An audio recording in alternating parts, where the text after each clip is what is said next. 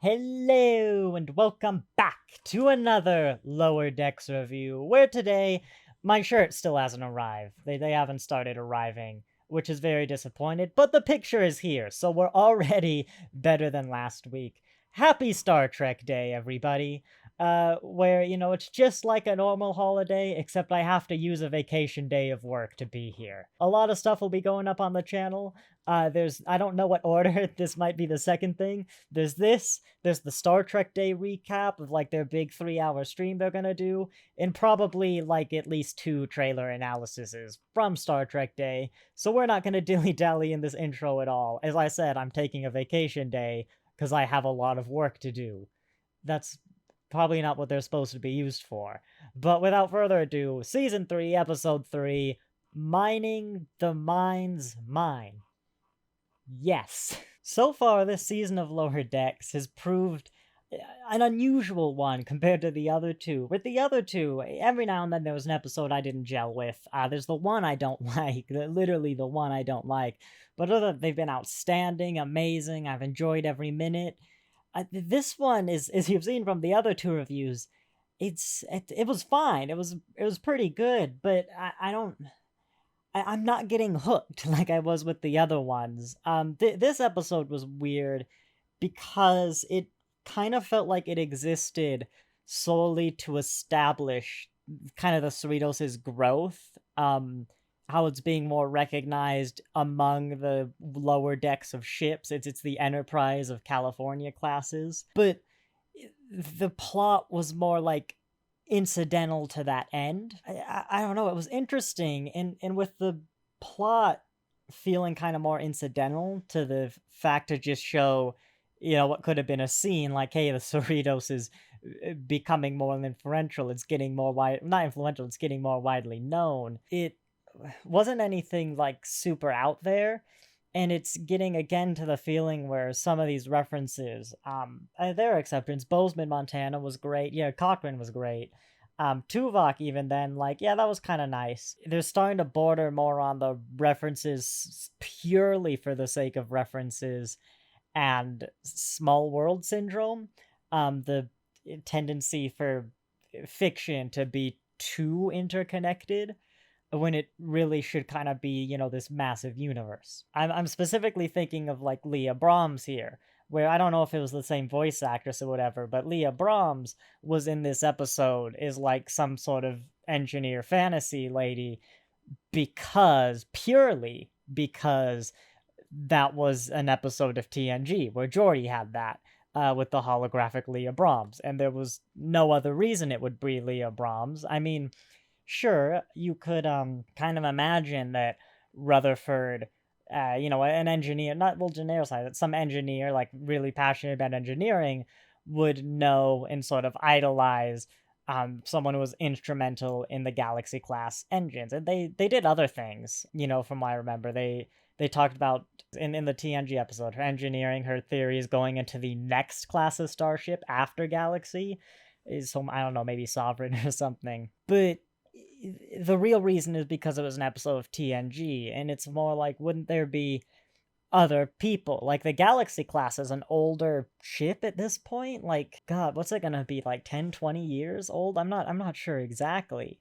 But you've got the Sovereign classes, you've got other things that outclass the ship by now. And I mean, down to the point where she's in the same uniform that I suppose is gonna be like the uniform that the technical staff worked on when building the starships of that era. But they've talked before, all the shows, but Lower Decks being the reference show particularly, they don't really want to just throw recurring characters on the screen for the sake of it. All the shows, and usually the actors, want there to be some reason that this character is showing up. And you could say Lower Decks is kind of broken it, like with Tom Paris. There wasn't really a reason other than let's have Tom Paris. But he was also in the show going around and doing that tour, like, I'm Tom Paris, I was in the Delta Quadrant, like, it was a morale boost, and I can't remember what they called it, but, like, it made sense for this character to be going around doing what he was doing, and it reasonably would have landed on the Cerritos to give his little presentation. This episode did also exist for like some of the Mare Jennifer stuff, which we knew was coming, but again, that I guess that's kind of setting up a future episode, or future arcs and things that I don't know. It felt like an episode that existed purely to establish some things that probably should have been the other way around. You have an episode that also happens to establish these things, like the first one. The first one was a great, like an actual plot, an episode, a story, but the story very naturally added the things about Mariner and how she felt with her mother, how she doesn't like being helpless and all that stuff.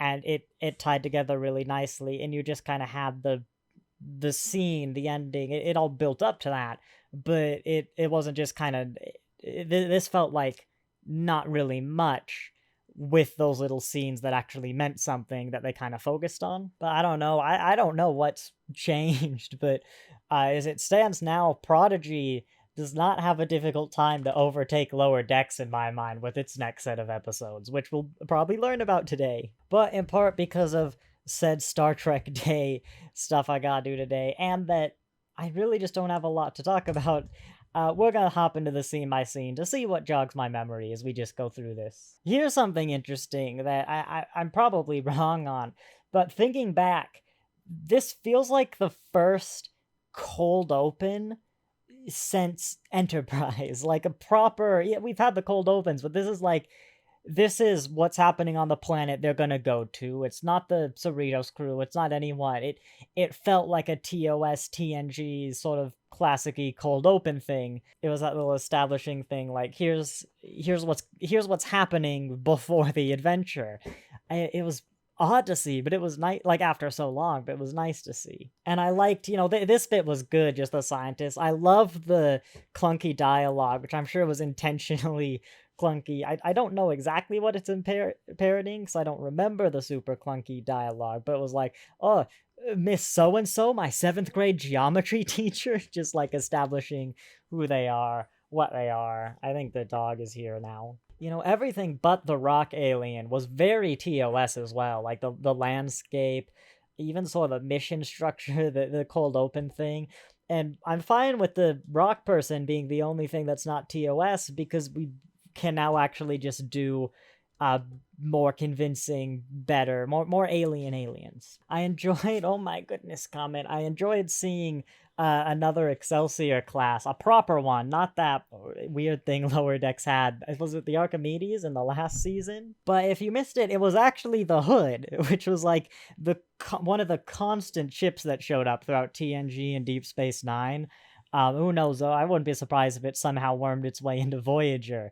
But God, that ship is still going, the Hood. I don't know if it was the same captain in charge as it was throughout like all of that, but it was nice, if a bit unusual, to see the Hood. That's sort of a halfway point of the references I was mentioning. Like, it makes sense for the Hood to be there. It got around. I liked the recurring ships. It was a great world building technique of the classic series. It does feel a tad odd that the Hood would still be in service, but oh well. I did like Ransom's little spiel about the science-y officers, though.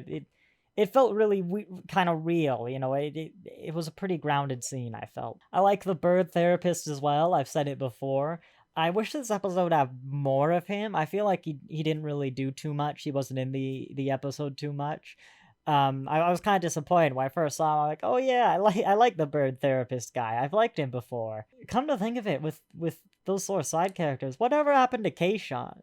He's in this episode, actually, I've just remembered.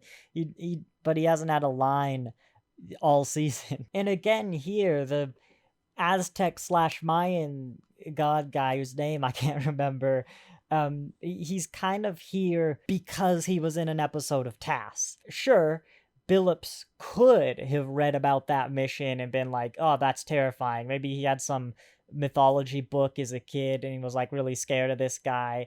This could be one of his nightmares, but it's unusual. It's a bit contrived that it would be one of his nightmares, and it's more like, oh yeah, I remember that from TAS, compared to some of the references isn't Much Ado About Boimler. I talk about that episode a lot, apparently. Where you had the three-armed guy who was just in charge of the ship.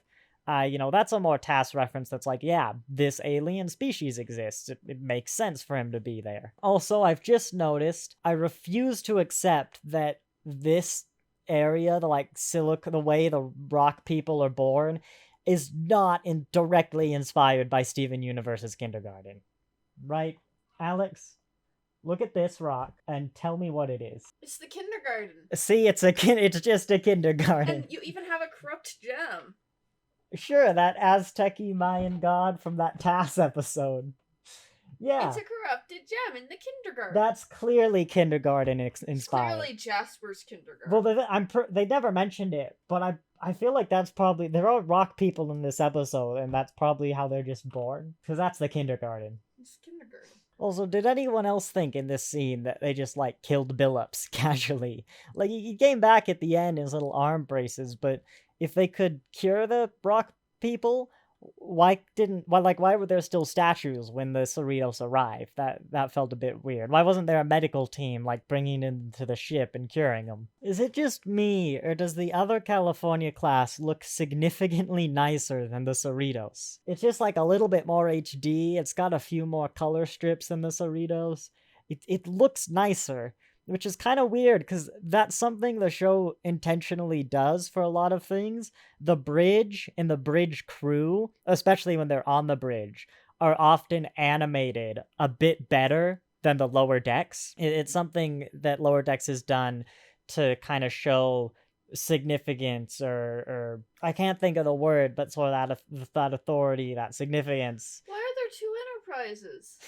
Oh no, another Enterprise. Well, that's the Cerritos, and that's another one. They're both on a mission. The burritos and the Doritos, got it. Okay, but yeah, there's no real reason for that other ship to kind of be better animated. I guess at the start, when the Cerritos was kind of set up to be some joke of the fleet, maybe, but then you think you'd reverse it. I would have reversed it. Had the Cerritos look better than the other one in this shot?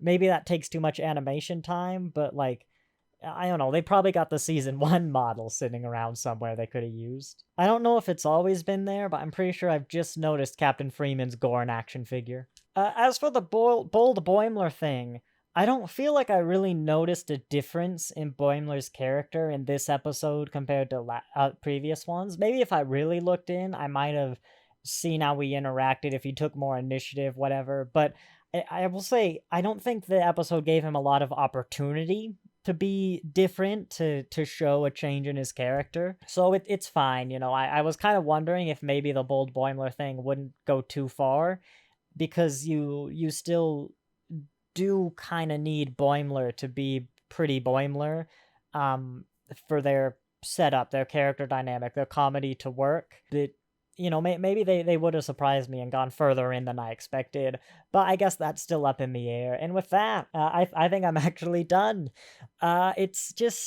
It was kind of one of those episodes that's there. The next episode of The Next Generation I'm going to watch with my partner, I think it's Lonely Among Us. It's the one with the Antikin. It's the one this clip is from. We no longer enslave animals for food purposes. That I always use. I'm going to edit that clip in. Nicely done. Where it's every time I go and look at it, it's what's the next episode? I'm like, what the heck is this one? I should know what it is. And I Google it and I see the picture, I think it's the Antikin, and I'm like, oh yeah, that episode. That's just kind of there, it's fine, it's all right, I could enjoy it, but I'd never really go back to it. It's not particularly memorable. It's just an episode that's there, it's not one of the highlights, not one of the lows. It just keeps the series going along. And I think it's reviews like this that are why my Lower Decks reviews this season have been particularly low view-wise compared to the past. But anyway, yeah, I hope you enjoyed. I will see you / have seen you earlier today for Star Trek Day shenanigans. But for now, thanks for watching, and I'll see you next time.